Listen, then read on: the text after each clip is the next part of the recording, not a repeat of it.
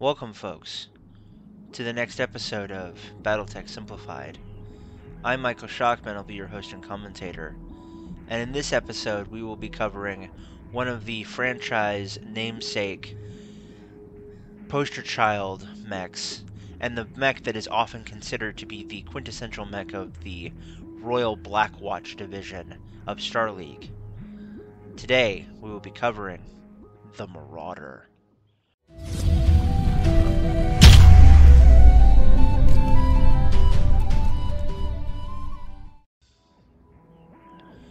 The Marauder was first built by General Motors in 2612 for use as an attack and direct fire support battle mech. The Marauder was one of the most well-known mechs in existence and originally meant to usher in a new generation of mechs. Unfortunately, however, with the fall of Star League, this new generation never quite materialized. On its own merits, though, the Marauder is a devastatingly powerful mech, outclassed by larger machines like the Stalker and Battlemaster. During the years of the Star League, the Marauder was a favorite of the Gunslinger program, thanks to its tremendous firepower. While its advanced electronics endeared it to many battalion and regimental commanders. On the hellish battlefields of the Succession Wars, massed formations of Marauders proved devastating as shock units in breaking through enemy lines. However, the rarity of these mechs, with House Liao only fielding several hundred Marauders in 2828, often meant they had to be paired with other similar mechs such as the Warhammer or the Thunderbolt. When the Helm memory core was recovered, the Marauder was an obvious candidate for Lost Tech upgrades. House Davion were among the first to field an updated variant, but their eagerness backfired when House Kurita captured Quentin and its Marauder factory in the War of 3039. With the Kuritans in possession of this first variant, the Federated Commonwealth decided to build a second using a different configuration. Other Lost Tech inspired variants were also built in the time of the Clan invasion. A second revitalization of the Marauder occurred in the hands of the Capellan Confederation, though notably they had never before built the mech themselves.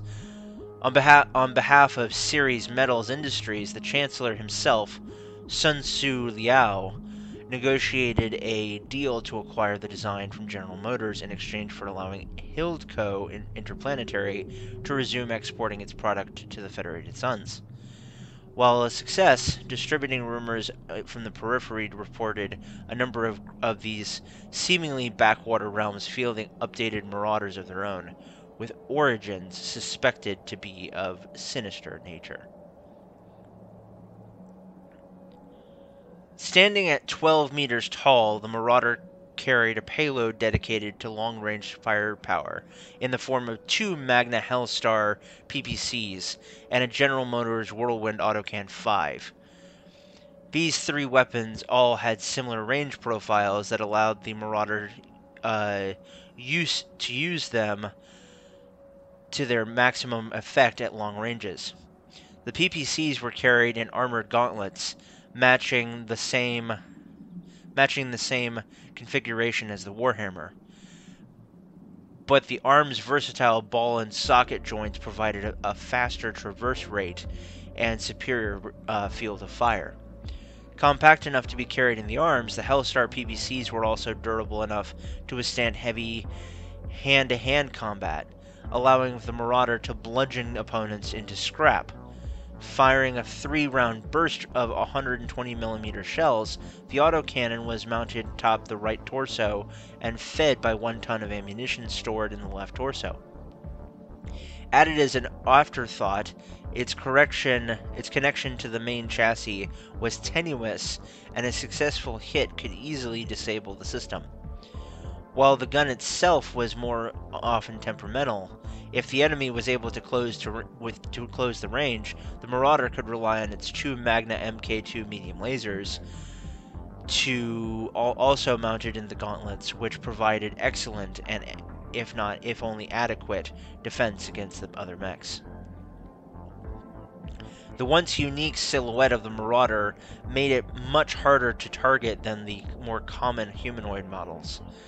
It also originally carried 11.5 tons of special Valiant lamellar armor, which was less massive and superior at distributing kinetic and thermal energy than other standard armor types. As the knowledge for its manufacture was lost, though, many Marauders became a patchwork quilt as sections were damaged and had to be replaced.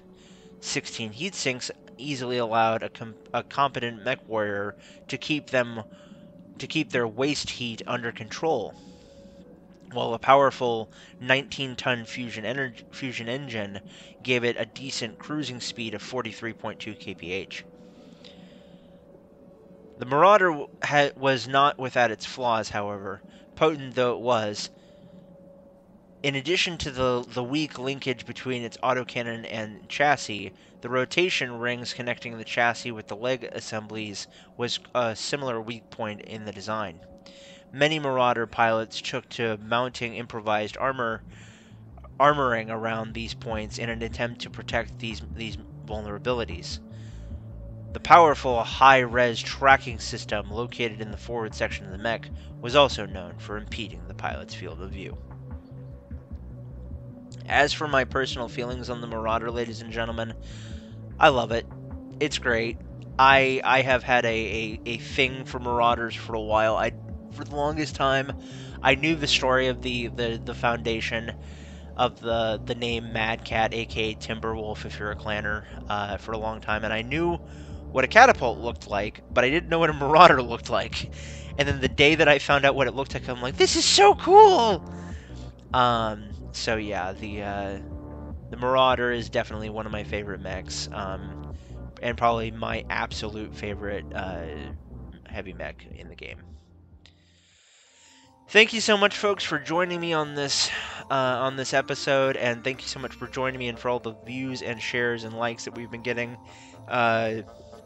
in this series so far, not just this season. If you have not already, please consider liking and subscribing and leaving a comment down below telling me what is your favorite heavy mech. I would love to hear about it and would love to start discourse with you guys. Thank you so much for joining me, guys. Stay tuned for the next season, this last season in our mech deep dives, where we will be covering the 5, not 4, 5 assault mechs of choice for the 5 different weight brackets within that section of mechs. That should be starting up next week, and I hope you guys will enjoy. I'm Michael Shockman, ladies and gentlemen. I've been your host and commentator, and remember, as always, no guts, no galaxy. Later, everybody.